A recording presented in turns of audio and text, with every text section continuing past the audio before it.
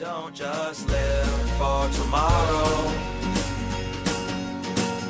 or just live in yesterday.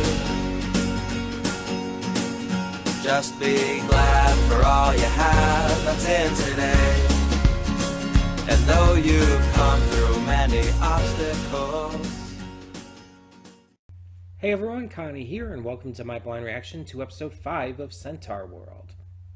And, yeah, last episode made me cry, made me break down a couple of times. I've seen the episode a couple times since then, and I think I'll be fine going forward with that. It was just, it caught me so off guard. Like, I knew there was going to be mature themes and stuff. I knew there was going to be some heavy stuff in this series. It was very clear already. But it's just, it threw that at you so suddenly. It's like, oh, you're having some fun, weird stuff, fart jokes, shamans. Then all of a sudden, oh, by the way, crushing dread seeing a baby Wamawink as a war orphan, finding out that all of her family died, not just her herd, but probably her direct family, including parents and possible siblings as well. She probably saw a lot of death herself, and the reason why she's so overprotective of her herd currently, why she's so motherly and caring for them, why she's so very clearly afraid to lose them, is because she's experienced that in the past.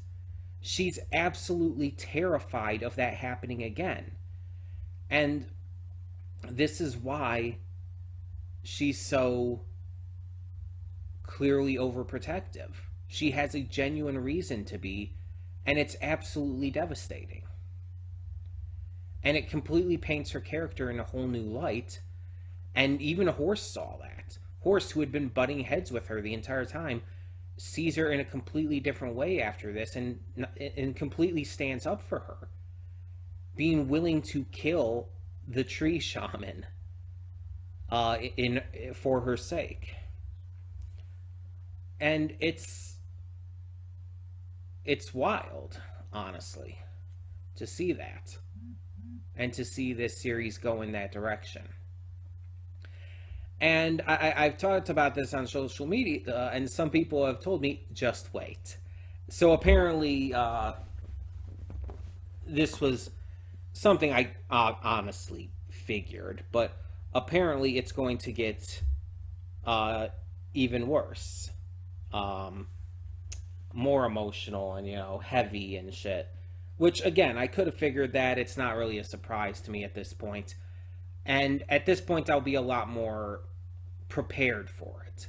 Because, again, it caught me so off guard in that moment that's what really hit me with it. It was so intense. Plus, like I said last time, I have a thing about war orphans. That really just depresses me big time as it is, and makes me extremely emotional as it is. And it's like everything was put together as this perfect storm to make me really fucking sad really quickly. It overwhelmed me. That's the best way to put it, I think. It overwhelmed me, and I broke. I couldn't hold it. I couldn't contain myself. Again, I tried to hold it back during the actual reaction as best I could, but in the afterthoughts, I broke. And I'm not ashamed of that by any means. I'm glad that I feel that strongly about this kind of stuff. But I don't necessarily like crying my eyes out like that. Like, even after I finished the recording last time, like, I was still crying, and like I was not okay for a while. It took me a bit to get back into the swing of things. Um, and again, I like that I feel that strongly about it, but it's never fun to be in that emotional state. It's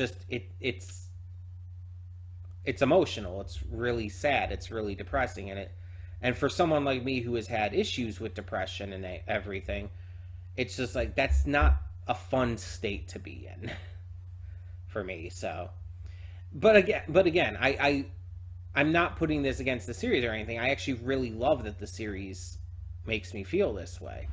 It's actually a really good thing. So yeah, I'm not like trying to paint this as a negative or anything. I'm like entirely invested in this series now.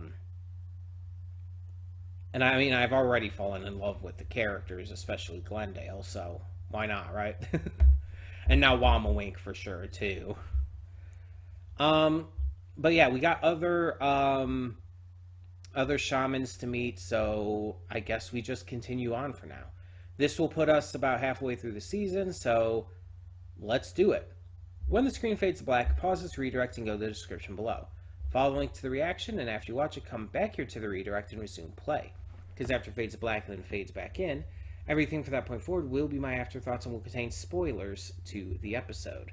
So, that being said, thank you so much for tuning in, and I will see you at the reaction. And we are back, and we'll begin with spoilers in 3, 2, 1, now. Okay, so another really good episode. We just have our herd traveling, continuing on while Wamawink is still asleep.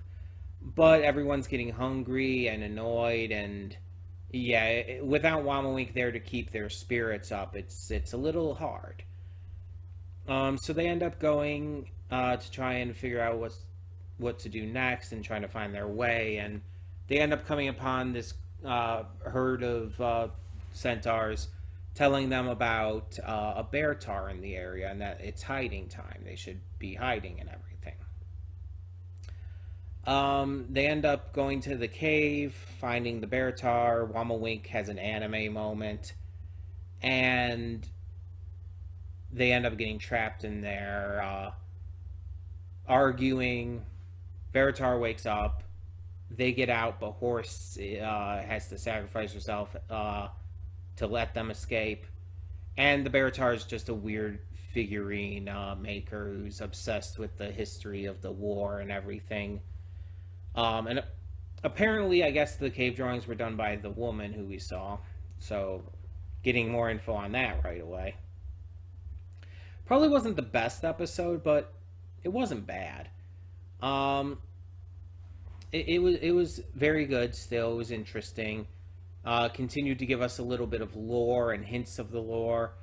And by the end, we had Horse starting to change physically. So that's interesting.